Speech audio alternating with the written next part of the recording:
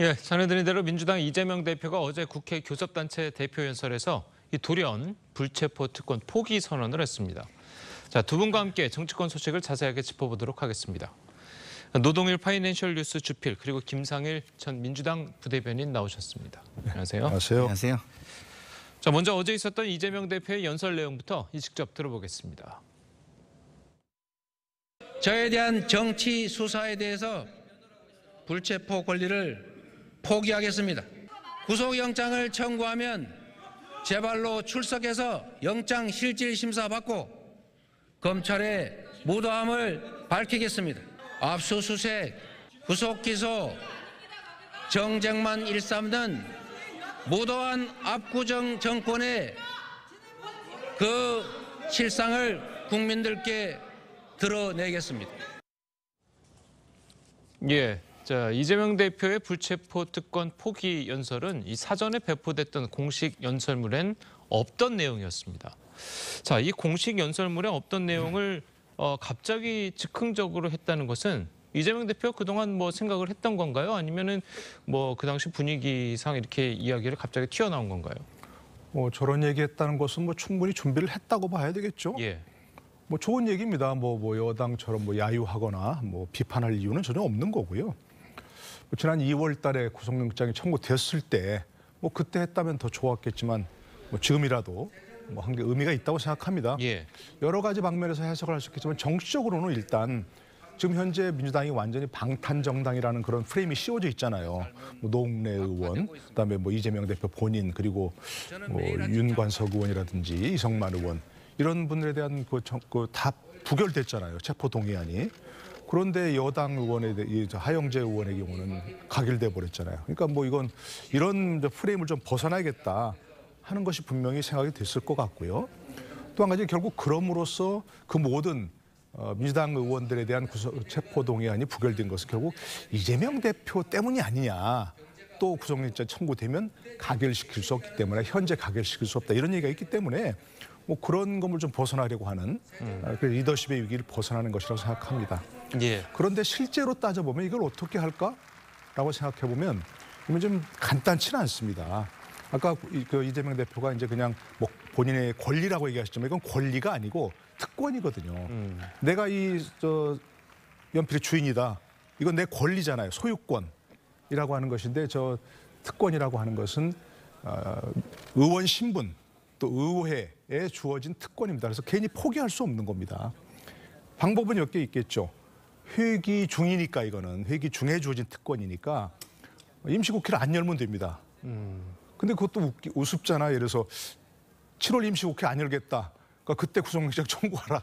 이렇게 할 수도 없는 거 아니에요. 그러니까 방법은 예를 들어서 7월쯤에 이제 임시국회 7월 임시국회를 열었는데 그때 영장이 청구됐다 그러면 8월 임시국회를 안 여는 겁니다. 그럼 그때 자진 출석할 수 있죠. 회기 중이 아니니까. 그게 2018년도 권성동 의원이 했던 것이고요. 이렇게. 두 번째는 회기 중 만약 청구됐다. 7월이든 8월이든 아직 영장이 청구될지 안 될지도 모르지만 만약에 청구됐다 그러면 저런 얘기를 본인 신상 발언 때 하는 겁니다. 여러분 가결시켜 주십시오. 당당히 나가서 실천하겠습니다. 2021년에 정찬민 의원이 그렇게 했죠. 그래서 가결돼서 갔지 않습니까? 판사 앞에. 그렇게 할 수 있는 방법이 있는데 일단 영장이 청구돼 봐야 어떤 것을 할지는 알 수 있는 일이죠.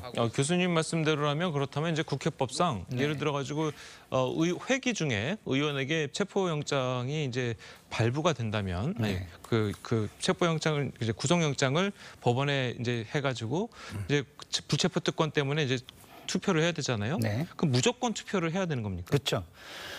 그 투표를 하는 것은 일단은 의무 조항이에요. 그렇게 언제까지 보고한다. 그러니까 보고를 해야죠.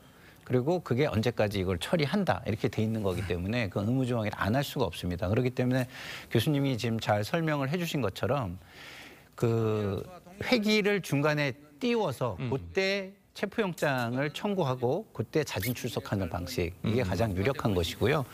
그렇지 않으면 당대표가 아무리 저를 이 체포동의안을 가결시켜 주십시오. 이래 해도 의원들이 그렇게 안 하면 그동안 그렇게 안 해왔잖아요. 안 해왔는데 갑자기 뭐 했다? 그러면 또 명분이 있어야 되고 이렇지 않겠습니까? 그리고 또 본인이 관여가 됐을 수도 있고 그런 부분이 있기 때문에 제가 볼 때는 그런 방식보다는 뭐 1년 내내 회기가 열리는 건 아닙니다. 우리나라 국회는. 그렇기 때문에 지금 오히려 1년 내내 하루도 쉬지 않고 회기를 연 거에 대한 비판이 있잖아요. 그럼 7월에 한 보름 정도 뭐 회기를 열지 않을 수 있습니다. 8월에 결산국회를 열고 그다음에 정기국회로 넘어갈 수가 있잖아요. 그 기간을 활용하는 방법도 있고 그리고 꼭 그때에 맞출 수 없다면 뭐 한 하루 이틀을 비게 조율을 해가지고 그때 맞춰가지고서 체포영장을 체포 동의안을 보내고 그리고 자진 출석하는 방식도 있다고 생각이 듭니다. 그럼 두 분 말씀대로라면 이재명 대표가 이야기한 뭐 제 발로 걸어가서 뭐 판사 앞에 서겠다. 자, 이 말은 그럼 맞지 않는 말이겠네요? 아니죠. 그 방법뿐이 없는 거죠. 제 발로 걸어가서 그러니까 비회기에 영장이 청구가 되고 아니 만약에 회기 중에 청구가 회기 중에는 된다면 예, 어렵습니다. 제 발로 걸어가는 게 어렵다는 예, 말씀이신 그거는, 거죠? 예, 불가능합니다. 알겠습니다. 자, 그런데 이재명 대표가 이제 불체포 특권 포기를 언급한 건 이번이 처음이 아닙니다. 자, 지난해 발언과 관련해서 여당 반응까지 이어서 들어보겠습니다. 불체포 특권 제한해야 된다. 100% 동의할 뿐만 아니라 제가 주장하는 것입니다. 불체포 특권 같은 것은 10년 넘도록 먼지 털듯이 탈탈 털린 이재명 같은 깨끗한 정치인에게는 전혀 필요한 것이 아닙니다. 이재명 대표는 자신의 불법과 비리를 여전히 정치 탄압으로 포장하고 있습니다. 불체포 특권 포기를 언급하며 쇄신의 모습, 개혁적 모습을 연출하려고 애썼지만 이 대표는 먼저 사과부터 했어야 옳습니다. 이제 와서 다시 포기하겠다고 하니 그 말을 믿을 수가 없는 것입니다. 자, 여당은 믿을 수가 없다고 했습니다. 근데 아까 이제 이야기를 한 것처럼 국회 회기가 이제 계속 열려 있으면 제 발로 걸어 나가는 게 절대 될 수가 없는 그 법으로 되어 있기 때문에 이거를 어떻게 해야 될지가 참 애매하거든요. 글쎄 이제 아까 말씀드린 대로 2월 영장이 청구됐을 때 그때 저런 말을 했으면 굉장히 진정성을 느낄 수 있고 뭐 가결이 됐든 부결이 됐든 그거는 이제 이재명 대표 결단이라고 볼 수 있는데 지금은 아직 뭐 언제 청구가 될지 청구 자체가 좀 불확실하잖아요. 예. 청구될지 안 될지도 모르는 일이고 그러니까 어쨌든 뭐 진정성 의심할 이유는 없으니까 만약에 이제 뭐 7월이든 8월이든 임시국회 열리고 있고 그때 회기 중에 청구됐다. 그러면 아까 말씀드린 대로 본인의 신상 발언하게 돼 있잖아요.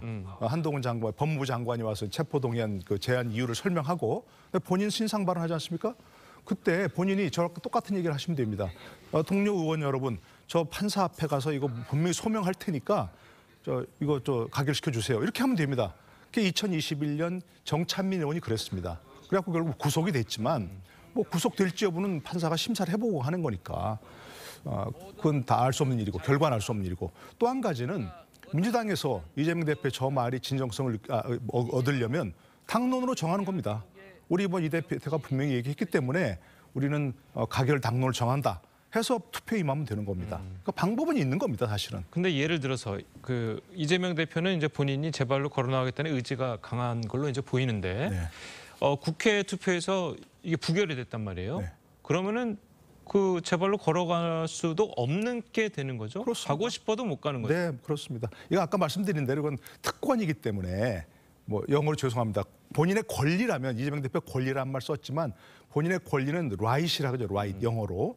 근데 이 특권이란 말은 프리빌리지이기 때문에 본인이 포기할 수가 없는 거예요. 헌법상 의원 신분에 주어진 특권이기 때문에. 그러니까 만약에 이제 본인이 가결시켜달라라고도 했는데 동료 의원들이 아니되옵니다 하면서 만약에 뭐 부결시켰다. 그러면 어쩔 수가 없는 그런 상황이 돼버린 거죠. 알겠습니다. 예. 자, 어제 이재명 대표의 연설을 지켜본 한동훈 법무부 장관 실천 가능성에 의문을 제기했습니다. 직접 들어보겠습니다. 사법 시스템에 따라서 그 절차 내에서 행동하겠다는 말씀은 기존에 하셨던 말씀보다는 뭐 좋은 얘기 아닌가 싶은데요. 근데 다만 그걸 어떻게 실천하는지는 잘 모르겠습니다. 중요한 거는 대한민국의 다른 국민들과 똑같이 형사사법 시스템 내에서 자기 방어를 하시면 되는 문제 같습니다. 자, 이 한동훈 장관도 제가 계속 여쭤봤던 거랑 이제 비슷한 질문인 것 같아요. 자, 이게 정말 제대로 실천되기가 쉽지는 말씀처럼 이게 제발 걸어가겠다는 말처럼 쉽지는 않은 것 같아요. 그렇죠. 근데 이제 우리 앵커처럼 정말 궁금증을 담아서 이야기를 하면 좋잖아요. 근데 지금 말씀을 들어보면 굉장히 냉소적인 거예요. 그렇죠. 예. 네? 그러니까 행정부의 강요가 어떤 특정 진영에 냉소적인 사감을 표현한다, 적대감을 표현한다. 이게 적절하지 않거든요. 그래서 저는 한동훈 장관이 점점 진영 논리 속으로 빠져들어가고 있고 그다음에 진영의 어떤 선봉처럼 자꾸 말 언행을 하시는데 이 부분은 조금 벗어나실 필요가 있다. 그리고 벗어나시는 게 향후 본인이 정치를 하게 되더라도 훨씬 큰 도움이 된다. 저는 이렇게 생각이 듭니다. 예, 알겠습니다. 자, 저희는 이제 다음 이야기도 좀 해보도록 하겠습니다. 자, 정치자금법 위반 혐의에다가 이제 사생활 논란까지 불거진 황보승희 의원이 국민의힘에서 자진 탈당을 했습니다. 자, 과거에 황보 의원의 발언부터 먼저 듣고 오시겠습니다.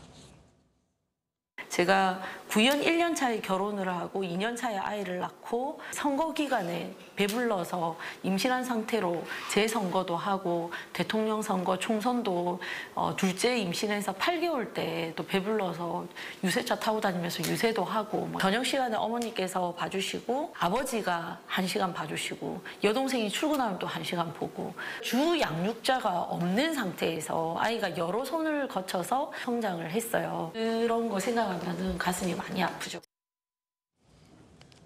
예, 지금 화면으로 만나보신 이제 황보승희 의원은 이 지난주 전 남편에게 가정폭력을 당한 정황 사진까지 공개하면서 이 제기된 의혹을 전부 부인을 했습니다. 자, 그런데 어제 선당 후사의 정신이다. 자, 이렇게 이야기를 하면서 자진 탈당을 했습니다. 글쎄, 이제 황보승희 의원에 관련된 얘기는 아직 뭐 본인들의 입장이 워낙 갈리지 않습니까? 이혼했다는 전 남편이 주장하는 그런 것과 또 황보승희 의원 본인이 얘기하는 것은 너무 다르기 때문에 전체적으로 사실관계를 좀 밝혀볼 필요가 있다. 그거는 지켜볼 필요가 있는데 저런 모습, 문제가 생기고 바로 탈당하고 처음 보는 모습이 아니잖아요. 사실. 그렇죠. 예, 윤관석 이성만 의원도 그렇고 김남국 의원도 그렇고 문제가 생기면 뭐 본인들이 판단했건 아니면 뭐 당과 협의를 했건 간에 탈당하면서 이제 우리 당 의원이 아니야. 이렇게 꼬리 자르게 하는 모습 많이 봤지 않습니까? 똑같은 거라고 생각하고요. 아마도 이 부분은 이제 뭐 황보승희 의원 개인의 문제뿐만이 아니라 계속해서 지금 사건이 번져가는 모양새 아닙니까? 그리고 이 문제는 사실은 처음 나온 얘기도 아니에요. 몇 년 전부터, 2년 전부터 황보승희 의원을 공천할 때부터 사실은 논란이 되었던 그런 문제거든요. 그러니까 이제 국민의힘에서 하려면 그때 벌써 정리를 했어야 되는 얘기입니다. 정리했어야 되는데 좀 끌다가 이와 같이 문제가 더 커지는데 지금 이 문제가 더 커지면 국민의힘으로서는 감당하기 어려운 상황이 될 수 있거든요. 그렇기 때문에 역시 다른 정치적 제스처와 마찬가지로 뭐 꼬리 자르기 한 뭐 그런 모습이라고 생각합니다. 예. 자, 그래서 이 말씀대로 이 일반 여론이나 이제 국민들이 이제 생각을 할 때는 탈당이 아니라 의원직을 내려놔야 되는 것 아니냐. 자, 이렇게 이야기하시는 분들이 많은데 이 황보 의원 같은 경우에는 의원직 사퇴는 뭐 지역 구민들과의 약속이기 때문에 좀 그렇다. 이런 입장을 밝혔습니다. 근데 어쨌든 황보 의원 같은 경우는 불출마 선언은 했잖아요. 그거는 뭐 사퇴까지는 아니지만 뭐 사퇴에 좀 근접하는 선언이긴 해요. 근데 그럼에도 불구하고 사퇴를 했다면 오히려 앞으로 미래에 주는 교훈은 훨씬 더 컸겠죠. 그런 차원에서 보면은 사퇴와 가장 적절했을 거다라고 생각하지만 어쨌든 불출마 선언도 제가 볼 때는 국회의원으로서는 그리 쉬운 결정은 아니었을 거다라고 보고요. 그리고 지금 황보 의원이 얘기하는 얘기가 또 틀린 얘기는 아니에요. 지역구 주민들 입장에서는 그 국회의원이 공백이 되면 민원을 제기한다든가 어떤 문제가 발생했을 때 내지는 지역의 이익을 추구하는 데 있어서 확실하게 손해를 보는 건 맞습니다. 근데 따져볼 건 뭐냐? 어떤 게 편익이 더 크냐는 거예요. 한 지역에 어떤 피해가 조금 있다 하더라도 국가 전체의 이익 그리고 미래의 이익을 볼 것이냐 아니면 지역구민들의 이익을 더 우선시 볼 것이냐 이 차이라고 보는데 국회의원은 지역구의 의원이기도 하지만 국가를 대표하는 중앙 정치인입니다. 그런 측면에서 보면 사퇴를 하는 것이 좀 더 책임 있는 모습이라고는 보여집니다. 예, 예전에 이제 윤희숙 의원 같은 경우에도 이제 뭔가 문제가 발생하니까 의원직을 아예 그냥 사퇴를 하지 않았었습니까? 당시 상황과 이 김남국 의원이나 아니면 황보승희 의원을 비교해봐도 조금 이제 뭐 상황이 좀 물론 뭐 상황이 좀 다르고 지역구 의원이나 뭐 비례의원이나 차이도 좀 있겠지만 자, 그런 부분을 생각했을 때 국민들이 자 이런 모습을 바라보는 게 이 당으로서도 상당히 뭐 그렇게 플러스 요인이 될 것 같지는 않거든요. 물론입니다. 지금 우리 황보승희 의원 아까 말씀드린 대로 황보승희 의원이 주장하는 것과 그리고 반대편에 주장하는 것 이런 것들이 이제 어느 지까지가 어느 게 사실인지 이게 좀 가장 관건이긴 합니다만 예. 어쨌든 지금까지 나온 얘기 보더라도 문제가 있어 보이거든요. 예를 들어서 뭐 지금 일부에서는 그 현재 같이 뭐 살고 있는 그 남자가 뭐 사실관계다 이렇게 얘기했는데 그게 아니라는 그냥 내연남의 관계고 동거남의 관계다 이렇게 얘기하고 있으니까 거기서 만약에 황보승희 의원한테 일정한 금전적 편의를 제공했다면 그 정치자금법 위반이 될 수 있거든요. 거기다가 또 뭐 지도부 국민의힘의 지도부 의원들과 그 동거남이 내연남이 여러 가지 뭐 관계를 맺고 있다 이렇게 있으니까 이게 만약에 사실로 밝혀지거나 더 커지면 이게 본인뿐만이 아니라 당 전체 부담이 될 수 있는 거거든요. 그렇기 때문에 뭐 빠른 속도로 뭐 의원직을 뭐 내놓는 것도 방법이 하나겠지만 지금 이 문제는 법적인 문제 그리고 정치적인 문제로 굉장히 커지고 있거든요. 그런데 이제 뭐 탈당뿐만이 아니고 의원직을 내놓는다고 해서 이런 것들이 다 그냥 없어지는 게 아니거든요. 이미 문제가 된 것들은. 그러니까 사실은 뭐 황보승희 의원이 뭐 탈당하고 탈당뿐만이 아니라 의원직을 내놓는다고 해서 이 문제가 쉽게 그냥 끝날 수 있는 그런 문제는 아니라고 생각합니다. 예. 자, 어쨌든 뭐 황보승희 의원은 그 불출마 선언을 했고 네. 그 황보승희 의원 지역구가 이제 부산 영도구잖아요. 네. 자, 부산 영도구인데 물론 뭐 민주당이 약세 지역이긴 그렇죠. 합니다만 네. 그래도 이제 불출마 선언을 해서 네. 국민의힘이 약간 그 출마 관련해서 후보자 선출할 때 약간 잡음이 생길 수도 있고 네. 민주당으로서는 좀 플러스 요인이 되는 겁니까 어떻습니까?